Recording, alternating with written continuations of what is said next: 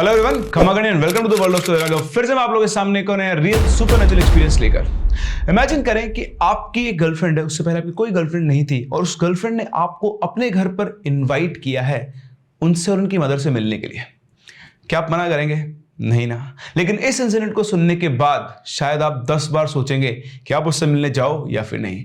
जी हाँ, कुछ ऐसा हमारे आज के इस रियल इंसिडेंट के अंदर। लेकिन उससे पहले अगर आपके पास भी ऐसी कोई रियल स्टोरी है या फिर कोई एक्सपीरियंस है तो आप मेरे साथ शेयर कर सकते हैं मेरी इन दी गई आईडीज पर। यह इंसिडेंट हमारे साथ शेयर किया है हनी चौधरी ने, जो कि इनके साथ खुद के साथ हुआ है।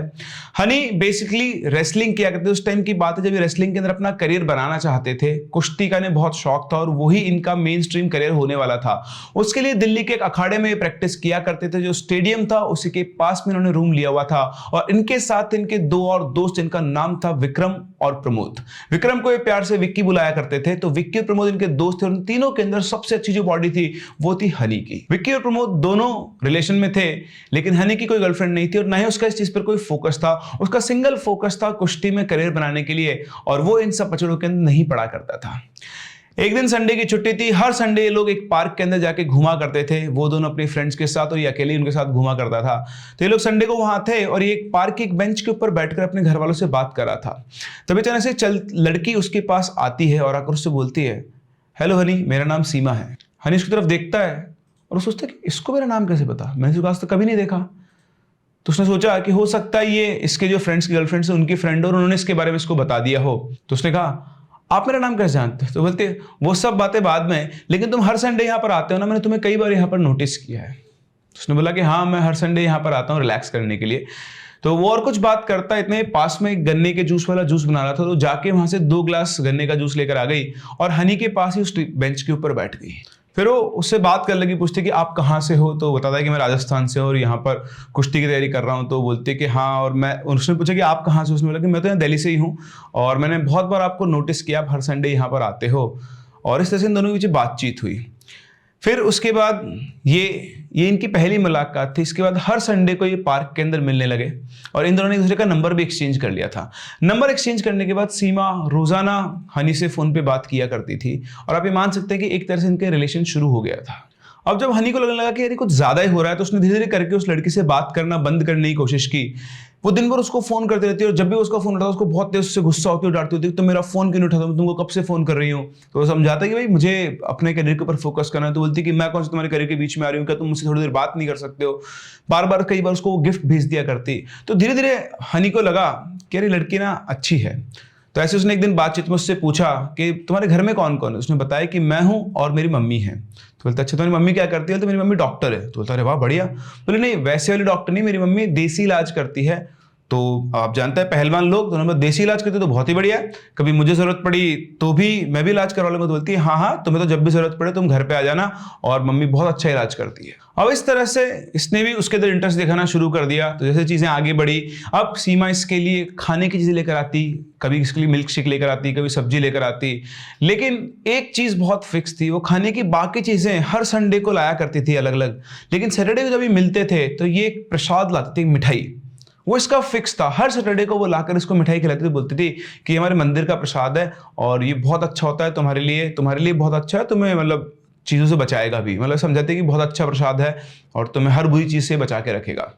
तो वो भी इतना दिमाग लगाता नहीं था, वो भी अपना उस प्रसाद को खा लिया करता था। तो हनी को लगा यार ये भी सही है, फ्री में इलाज हो जाएगा और साथ साथ इसकी मम्मी से मिलने को मिल जाएगा। तो उसने बोला ठीक है मैं आता हूँ, तुम अपने घर की लोकेशन भेजो। तो उसने व्हाट्सएप पे इनको लोकेशन भेज दी और इन्होंने अपने दोस्त विक्की से बोला कि यार भाई मैं तो अकेला तो जा नहीं सकता, तू मुझे अपनी बाइक बिठा के ले चल, और ये लोकेशन आ गई, उसकी मम्मी से इलाज करवा लेंगे। तो बोला ठीक है भाई चल। तो विक्की और ये दोनों उसकी बताई गई लोकेशन पे पहुंच गए। वहां पहुंचकर उसने उसको कॉल किया तो सीमा उससे बोलती है कि तुम 10 मिनट वेट करो, मैं अभी आ ही रही हूँ। 10-11 मिनट के बाद वो उस लोकेशन पर आई तो उसके आंखों के सामने से भाई उसने बिल्कुल एक ब्लैक साड़ी पहनी हुई थी और चेहरे के ऊपर छोटी सी ब्लैक बिंदी लगाई हुई थी। हनी ने उसको देखा, उसको बहुत सुंदर सी लग रही थी, उसको देखता रहा, फिर उसके पास में आई, बोलती कि चलो। तो विक्की ने गाड़ी खड़ी की, हनी उतरा, फिर विक्की उतरा और वो चलने लगे। तो उसका जो घर था वो ऐसे पतली सी गली के अंदर जाकर था और ऐसे 3 फ्लोर्स की बिल्डिंग बनी थी और 3rd फ्लोर के ऊपर से घर था। घर की लोकेशन कोई बहुत अच्छी नहीं थी। तो हनी चले जा रहा था, सोच रहा था कि इसका घर ये कहाँ पर है, पर उसका घर जो उसका 3rd फ्लोर पर था उसने उसको बताया था। तो उसे लगा कि इसका जो फ्लैट है या पोर्शन है वो ज़्यादा अच्छा होगा, इस उम्मीद से वो लोग चले जा रहे थे। तो बीच में जो कपड़े टंगे हुए थे उन कपड़ों को उठाते हुए वो लोग पहुंचे उस 3 फ्लोर की सीढ़ी के ऊपर। अब जैसे सीढ़ी के पास पहुंचकर विक्की वहां पे चढ़ने लगा तो सीमा बोलती है कि सुनो विक्की, तुम यहीं पे रहो, अंदर मम्मी इसका इलाज करेगी, वहां पे सिर्फ एक ही जन अलाउड है और वो मैं हुई, तो तुम आराम से बाहर वेट कर सकते हो।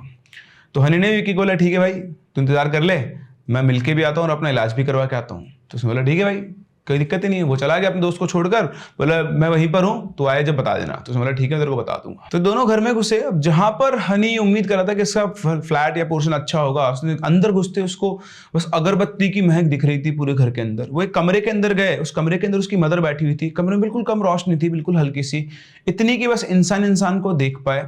उसकी मदर ने भी काले रंग की साड़ी पहनी थी और यहाँ बिल्कुल बीच में मोटी सी काली बिंदी लगा रखी थी। जैसे वो अंदर आया, उसकी मदर उसको देखकर मुस्कुराई और इधर से सीमा बोलती है कि तुम हनी यहाँ बैठो, मैं विक्की को पानी वगैरह पिला के आती हूँ। तो बोला ठीक है जाओ। और इधर उसकी मदर बोलती है अरे वाह बेटा आ गए तुम। तो उसकी मदर अपनी जगह से खड़ी हुई, हनी के गले लगे, बोली कि सीमा तुम्हारी बहुत तारीफ करती है, तुम तो बहुत सुंदर हो और बिल्कुल हट्टे कट्टे हो, बहुत ही अच्छी बात है बेटा, सीमा तुम्हारी बहुत तारीफ करती है, मैंने बहुत बार सुना है, आज तुमसे मिल भी लिए। तो बोलता है हाँ आंटी जी, वो आपके बारे में बताती है कि आप इलाज करती हैं, आज कुश्ती लड़ते हुए मेरी कमर में लग गई, बहुत तेज दर्द हो रहा है, तो आप कैसे ठीक कर दी? बोलती है हाँ बेटा, बस अपन पहले क्या करते हैं, एक बार पूजा करते हैं, मेरा प्रोसेस पहले पूजा करती हूँ, फिर उसके बाद क्योंकि मेरे ना जो मैं मीडियम हूँ, मेरे कनेक्शन है पावर्स से, तो पहले मैं उनको बुलाती हूँ, उसके बाद ही मैं हील कर पाती हूँ। तो अपन लोग बैठ के यहाँ पे एक पूजा करेंगे छोटी सी, उसके बाद मैं तुम्हारी कमर की मालिश करूंगी, तुम्हारे कमर का दर्द हमेशा के लिए ठीक हो जाएगा। तो हनी को बात थोड़ी अजीब सी लगी, पर उसे लगा कि ठीक है यार, होता होगा कोई ना कोई प्रोसेस। तो वो उसकी मदर के साथ वहीं पर बैठ गया। बैठते उन्होंने उसके हाथ में पहने, बोले बेटा हाथ साफ कर लो, अपने पैर साफ कर लो। हाथ पैर साफ किए, बोली खड़े हो, तो वो खड़ा हुआ। फिर उन्होंने उसका हाथ पकड़ा और उसको उसके अंदर एक और रूम था, उस रूम के अंदर लगे। तो एक छोटा रूम था, उसके अंदर उसने देखा सामने एक 4 से 5 फीट की काले रंग की मूर्ति थी। वो समझ में आता कि कौन से भगवान की मूर्ति, उसने कभी अपनी जिंदगी में ऐसी मूर्ति नहीं देखी थी। और उस लेडी ने अंदर जाकर उसका हाथ इतना टाइट पकड़ रखा था कि कहीं वो हाथ छुड़ाकर भाग ना जाए। वो उसको लेकर वहां पर बैठी। बैठने के बाद उसने उसके हाथ में पानी, बोला कि बेटा ये पानी अपने ऊपर छिड़को और फिर इस मूर्ति के ऊपर चढ़ा दो। तो उसने वैसा ही किया। अच्छा, मंदिर में जब लोग घुस रहे थे तो उसने एक और चीज पे गौर किया कि उसने बोला कि पहले अपना लेफ्ट पैर आगे रखो। वहां पर ये सब होने के बाद उसने हनी के हाथों से उस मूर्ति के सामने एक दीपक जलवाया और उसके बाद वो कुछ मंत्र पढ़ने लगी। इस मोमेंट के बाद से हनी को कुछ अजीब सा फील लगा। उसे लगा कि यहाँ पे कुछ ना कुछ गड़बड़ तो है। उस मंदिर के अंदर एक मरे हुए चूहों की जैसी बदबू आ रही थी और उसका जो मुंह था, हनी का मुंह बिल्कुल खारा खारा सा हो गया था, मतलब बिल्कुल अजीब सा उसका टेस्ट हो गया था। और अब वो घबरा चुका था और मन ही मन उसने हनुमान चालीसा पढ़ना शुरू कर दी। इधर वो मन ही मन अपने हनुमान चालीसा पढ़े जा रहा था और वो अपनी मंत्र पढ़ना शुरू कर चुकी थी। फिर उसने अपने हाथ में तिलक लिया और उसके सिर पर लगा, बेटा तिलक लगा लो। हनी ने वो तिलक भी लगवा लिया। उसे नहीं पता कि तिलक कौन से कलर का था, ब्लैक था या फिर रेड था, क्योंकि रूम के अंदर बहुत ज़्यादा अंधेरा था। उसके बाद वो फिर से अपने मंत्र पढ़ने लगी और यहाँ पर हनी अपनी आंखें बंद करके हनुमान चालीसा पढ़े जा रहा था। तो उधर से वो औरत उसकी तरफ देखते हुए बोलती कि तुम्हारा ध्यान कहाँ पर है, तुम क्या कर रहे हो, मेरा ध्यान क्यों नहीं लग पा रहा है। तो हनी ने कुछ जवाब नहीं दिया। उसने बोला कि तुम ना इस दीपक की तरफ देखो, बट उसने बोला कि इस दीपक की तरफ देखो और फिर से उसने मंत्र पढ़ना चालू कर दिए। लेकिन हनी ने उस दीपक की तरफ देखते हुए भी अपने मन के अंदर हनुमान चालीसा को पढ़ना कंटिन्यू रखा। ये सब चल रहा था, तभी पीछे से सीमा आती है एक काली पॉलिथीन लेके, उसकी मम्मी के सामने रखती है। उसकी मम्मी उसके सामने से काली पॉलिथीन को चीज निकालती है और उसको देखकर हनी का क्यों फटी रह जाती है। वो मुर्गे का मीट था और वो पता नहीं उसका क्या करने वाली थी। इधर हनी बिल्कुल फ्रीज हो गया था, मतलब वो उठना चाह रहा था पर वो उठ नहीं पा रहा था, हाथ पैर नहीं चला पा रहा था। सिर्फ उसकी आंखों के सामने जो चल रहा है वो उसको ऑब्जर्व कर रहा था और मन ही मन वो हनुमान चालीसा पढ़े जा रहा था। सीमा वो पॉलिथीन वहां रखकर हनी की तरफ उसने एक बार देखा और उसके बाद वो वहां से चली गई। जाते जाते वो किसी से फोन पे बात कर रही थी और फोन पे बात करते हुए हनी ने सिर्फ इतना ही सुना कि तुम लोग सब आ जाओ, वो यहाँ पर आ गया है। ये सुनते ही उसका दिल और बुरे से घबरा गया और उसने हनुमान चालीसा को पढ़ना और स्पीड से पढ़ना शुरू किया। अब यहाँ पर आप मान लो एक कंपटीशन चल रहा था। ये मन ही मन अपनी हनुमान चालीसा बहुत तेज स्पीड से पढ़े जा रहा था और वो सामने अपने मंत्रों को तेज पढ़े जा रही थी उसी स्पीड से। उसको पता था कि मन ही मन हनुमान चालीसा पढ़ रहा है। उसने अपने मंत्रों की स्पीड ऐसे बढ़ा दी थी कि उसके हनुमान चालीसा खत्म होने से पहले उसके मंत्र खत्म हो जाए। लेकिन ऐसा हुआ नहीं। पहले हनुमान चालीसा हनी की खत्म हुई और उसके जस्ट बाद उसने हनुमान जी की आरती बोलना शुरू कर दिया। इधर जैसे उसने ये काम शुरू किया उधर से उसने मंत्रों की स्पीड और बढ़ा दी और इस बार वो कैसे भी करके अपने मंत्रों को पहले खत्म करना चाहती थी। उसने अचानक से एक माला उठाई और हनी के गले में डाल दी। जैसे वो माला उसके गले में पहुंची, उस माला के अंदर बहुत ही तेज बदबू आ रही थी और उस माला के डलते ही हनी की एंजाइटी एक नेक्स्ट लेवल पर पहुंच गई। उसका दिल बुरी तरह से घबराने लगा, वो पसीने पसीने हो गया और वो चाहकर भी वहां से मूव नहीं कर पा रहा था। और इधर हनी ने भी अपने हनुमान जी की आरती की स्पीड बढ़ा दी और वो औरत उसको इतने गुस्से में देख रही थी, उसको आज खाई जाएगी, बट वो भी अपनी जगह को नहीं छोड़ सकती, अपने मंत्र लगातार बोले जा रही थी। और इतने में उसे अपने पीछे सीमा की आवाज़ सुनाई थी। उसने बोला कि जल्दी जल्दी यहाँ पर आ जाओ, 2 मिनट के अंदर आ जाओ, है ना, बहुत ज़रूरी है। और इधर जैसे उसने बोला और बोलकर उसने फ़ोन रखा, तब तक यहाँ पर हनी की जो आरती थी वो पूरी हो गई थी। और यू वॉन्ट बिलीव, जैसे ही वो आरती कंप्लीट हुई, उसके गले में जो माला पड़ी थी वो अपने आप टूट के बिखर गई। और टूटते ही हनी की बॉडी अपने सेंशन में आई, बिल्कुल उसकी बॉडी रिलैक्स हो गई। और इतना होते हुए वहाँ से खड़ा हो गया और उसने आओ देखा ना था, सीधा उस मंदिर वाले कमरे से भागना शुरू किया। कमर में उसकी चोट लगी थी, वो बहुत तेज भाग नहीं पाता, वो लड़ा लड़ा के चल रहा था, मतलब धीरे धीरे तेज चलने की कोशिश कर रहा था। और आंखों में जो रूम का धुआं था उससे उसके पानी आ गया था। और उधर उसकी मम्मी चल रही कि बेटा कहाँ भाग रहे हो, क्या हो गया, तुम कहाँ भाग रहे हो। उसने कुछ नहीं सुना, बस वो नीचे तरफ जा रहा था। उसकी मम्मी वहां से बहुत तेज चिल्ला रही थी, गुस्से के अंदर से उसने पूजा से उठ के बहुत बड़ी गलती कर दी हो। जब वो नहीं रुका तो उसकी मम्मी बहुत तेज चिल्लाई, सीमा इसे पकड़िए, भाग रहा है, ये नीचे जा रहा है। उधर उसने देखा कि जैसे वो रूम से बाहर निकला तो सामने जो गेट था उसके ऊपर सीमा खड़ी हुई थी और वो उसी को घूर रही थी। वो चलते चलते उस गेट के पास पहुंचे, तुम कहाँ जा रहे हो, तुम यहाँ से नहीं जा सकते हो। उसने एक खींच के सीमा में थप्पड़ मारा, जाके नीचे गिरी, गेट खोला और फिर सीढ़ियों से नीचे उतरने लगा। वो धीरे धीरे सीढ़ी से नीचे उतर पा रहा था, एकदम से भाग के तेज नहीं जा सकता था क्योंकि उसके कमर में बहुत तेज पेन था। जब पीछे से वापस सीमा भागती हुई, लेकिन उसने भी साड़ी पहनी थी तो वो भी बहुत तेज नहीं भाग पा रही थी। लेकिन एनी हाउ पहुंच के उसने हनी का हाथ पकड़ लिया और हनी का हाथ पकड़ उसको रोने लगी, तुम कहाँ जा रहे हो, कहाँ जा रहे हो, रुक तो जाओ, यहाँ पे क्यों भाग रहे हो तुम यहाँ से। और जैसे ही उसने उसका हाथ पकड़ा, यानी फिर से उसको खींच के हाथ गिराया तो नीचे आके सीढ़ी पे गिरी, उसके ऊपर से उछलकर वो भागा और घर का मेन गेट खोलकर सीधा भागने लगा अपने दोस्त की तरफ, जहां पर वो उसका बाइक लेकर इंतजार कर रहा था। वो सड़क के ऊपर विक्की विक्की करके चलते भागे जा रहा था, बाइक सामने रहती पर विक्की आसपास कहीं पे, तो उसने फटाफट से भागते अपना फोन निकाला और बोला कि साले कहां पर है, तू मर गया कि नहीं जाके। तो बोलता है क्या हो गया, जल्दी यहाँ पर आओ और फटाफट से निकल। तो बोला बताओ क्या हुआ क्या। तो बोलता है कुछ तो अभी बताने का कोई टाइम नहीं, फटाफट से वहां पर आ जहां पर बाइक खड़ी की थी, मैं आगे भाग रहा हूँ, रास्ते में से मेरे को उठा लेना। तो उसने फोन किया, काटा, फटाफट विक्की भागता वहां पहुंचता, अपनी बाइक उठाता है और रास्ते में वो हनी को बिठाता है और फिर बिठाते पूछता भाई क्या हुआ। बोलते कुछ नहीं हुआ, तो भाग यहाँ से, जितना जल्दी हो सकता है यहाँ से निकल ले।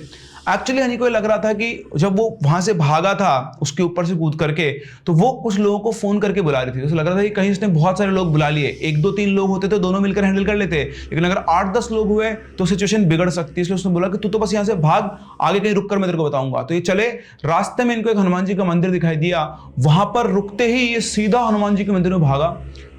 अब ये जब भागा तो इसके सिर के ऊपर, यहाँ मस्तक के ऊपर एक बड़ा काला टीका लगा हुआ था, पूरा शरीर पसीने से पानी पानी हो रहा था, आंखों के अंदर से पानी निकल रहा था। और जैसे वो अंदर पहुंचा तो पुजारी तो उसको देखकर चौंक के बोलते कौन हो तुम, और ये काला टीका लगा के यहाँ पे क्या कर रहे हो। तो हनी ने उनको सारी बात बताई कि ऐसे ऐसे मैं गया था और ऐसे जो कर रहे थे। सारी बात सुनकर समझकर पंडित जी बोले कि बेटा आज तो बालाजी की कृपा से तू बच गया, वो लोग तेरी बलि देने की तैयारी कर रहे थे। और इतना सुनते उसके होश उड़ गए, ये भी कुछ होता है। तो उसने बोला कि इधर सिर पे काला टीका लगा हुआ है, जो पूरा प्रोसेस किया था ना, वो आज रात को तेरी बलि देने वाले थे। और आज शनिवार है और वो जो मूर्ति थी वो किसी इनके जो काली शक्तियों वाले देवता थे उसकी मूर्ति थी। और अगर तू टाइम से वहाँ से नहीं निकल पाता तो तू जिंदा नहीं बचता। फिर वो और घबरा गया, उसके दिमाग में सब चीज़ें। फिर उसने पंडित जी ने उसको शांत किया, अब कोई दिक्कत की बात नहीं है, अब तो ठीक है, तो वहाँ से भी निकल आया और तो बालाजी की शरण में आ गया, तेरा कुछ भी नहीं हो सकता है, तो सही रहे, मस्त रहे। उन्होंने गंगा जल लिया, उसके ऊपर छिड़का, फिर उसके हाथ के ऊपर काला धागा बांधा।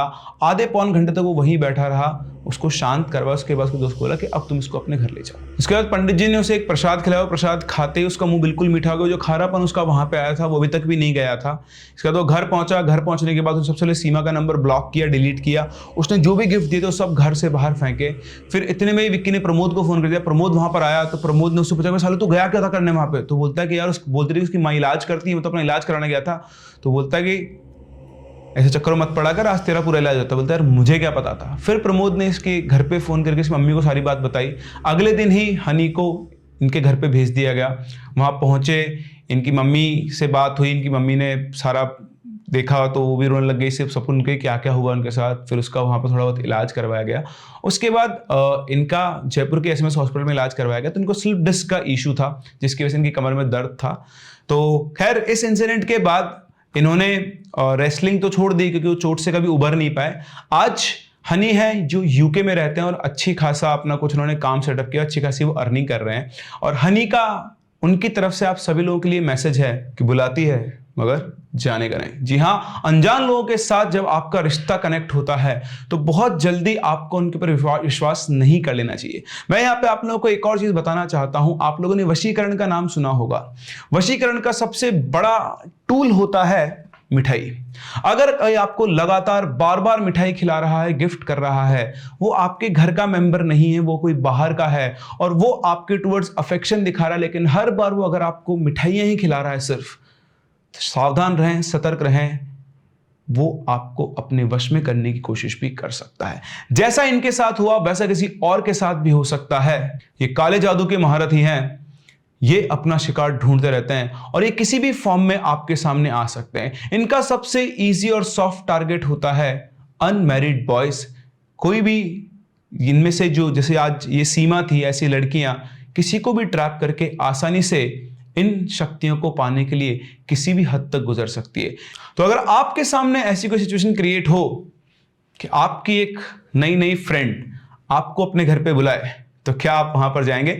मुझे कमेंट सेक्शन में अपने व्यूज जरूर बताएं। हम लोग मिलते हैं अपनी अगली कहानी में, तब तक के लिए keep loving and keep listening.